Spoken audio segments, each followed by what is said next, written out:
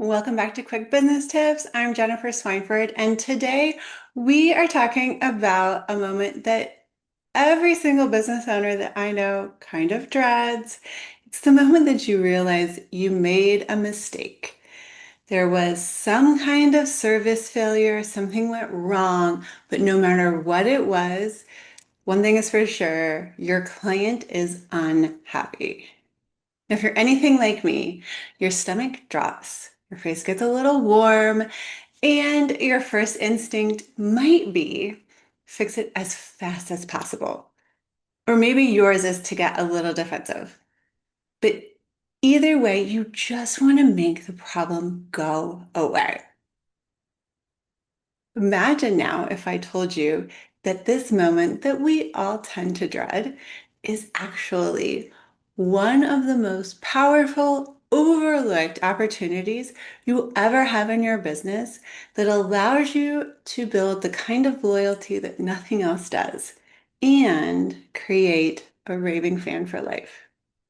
I know it sounds crazy, but today we're going to talk into how to handle these type of business failures with unreasonable hospitality and turn some of your biggest mistakes into your best moments of connection with your clients.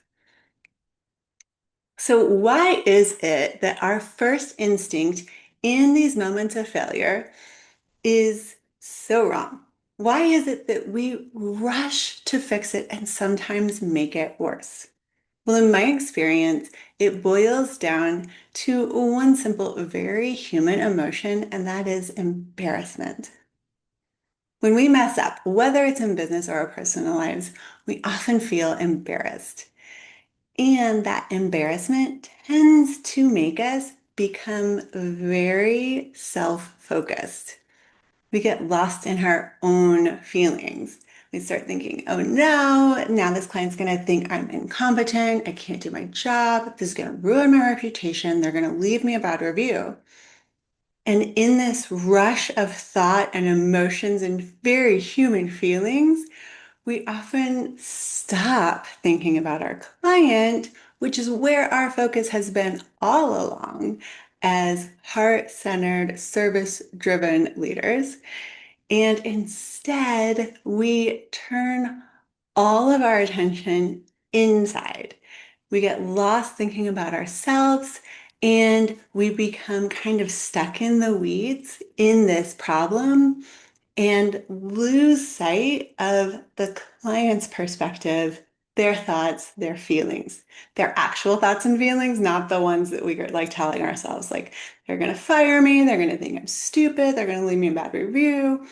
We stop listening to what the client's saying and we just really get self-focused. And when we're in this self-focused, maybe even slightly panicky state, we can't possibly serve our clients well.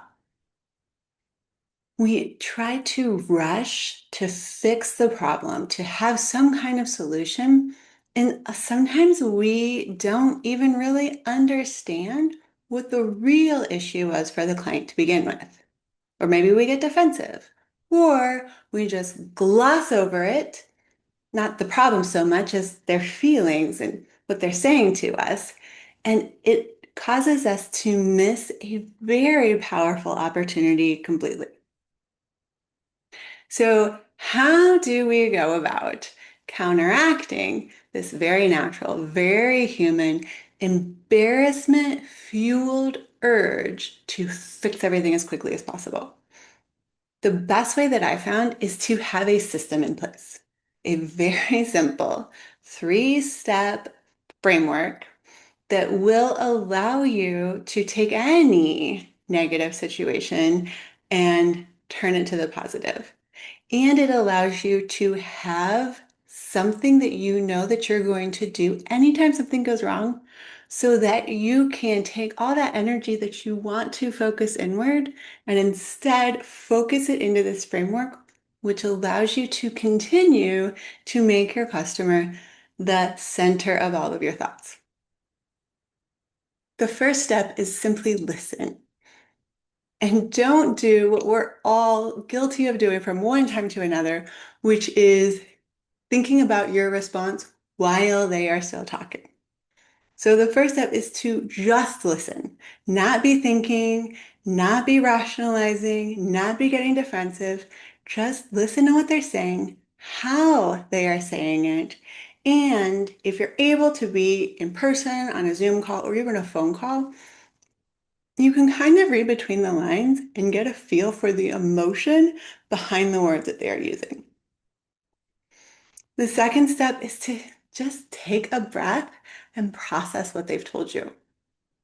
There is absolutely nothing wrong with saying thank you for sharing that with me. Let me make sure that I completely understand. I'm not sure what you're trying to edit. And then take a deep breath, and that allows you to not fall into that knee-jerk reaction and instead show the customer that you are taking their problem seriously. Now, the third step is so easy to skip over, but it is one of the most important steps. So we've listened, we've taken a breath, and we've processed what they've had to say.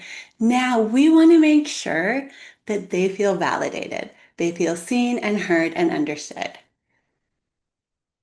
So this is when that reflective listening is really powerful.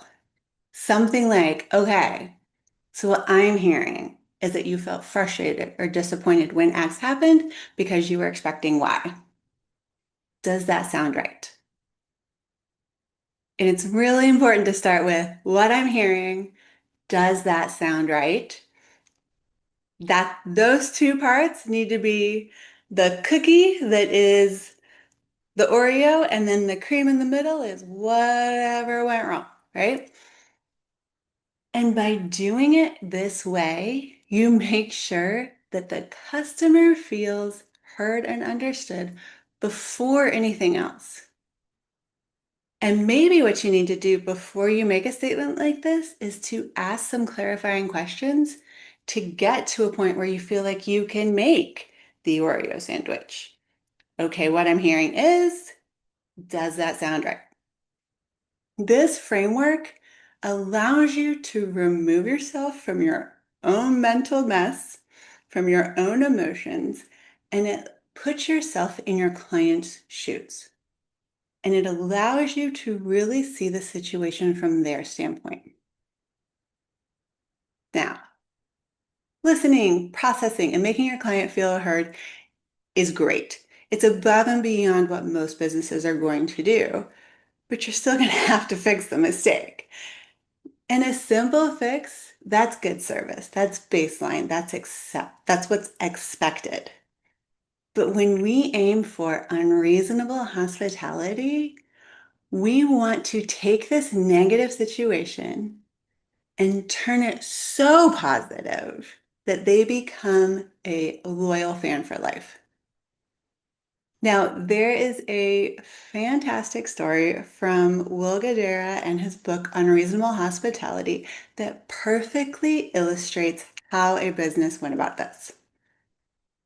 A woman wrote a bad review for a restaurant called BJ's. And this was way back when I think they had like 3 stores open. She was super unhappy. She didn't like the food. She didn't like the service. She didn't like the atmosphere. She even went so far as to say she knew she should have gone to Cheesecake Factory because she always has a good time when she goes there. They always have good service, and the food is always the way she likes it. So, what did BJ's do? Well, first, they credited her meal back. That's the baseline. That's what everyone expects when you tell someone that, it's not what I expected it to be, right? A credit of some kind.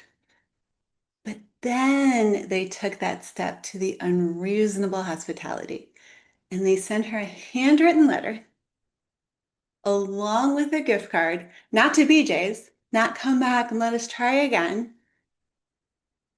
They sent her a gift card to the Cheesecake Factory.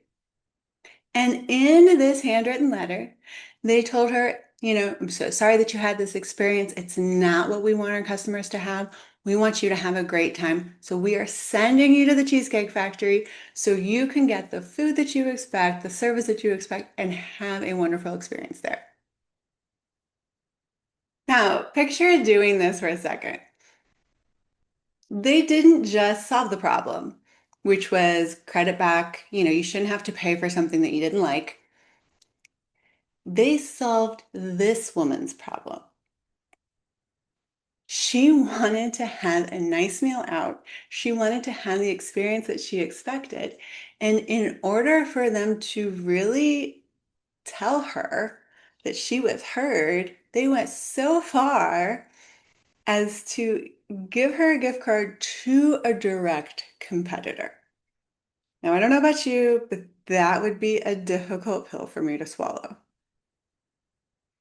But the result? And I really don't think that they expected this. The woman was so blown away by their sincerity and generosity that she became one of their most loyal fans. She is a raving customer and she became a regular at that restaurant. That is how you turn a mistake into magic. So, why does this unreasonableness in this illustration work so well? It's because you are showing your customer empathy over ego.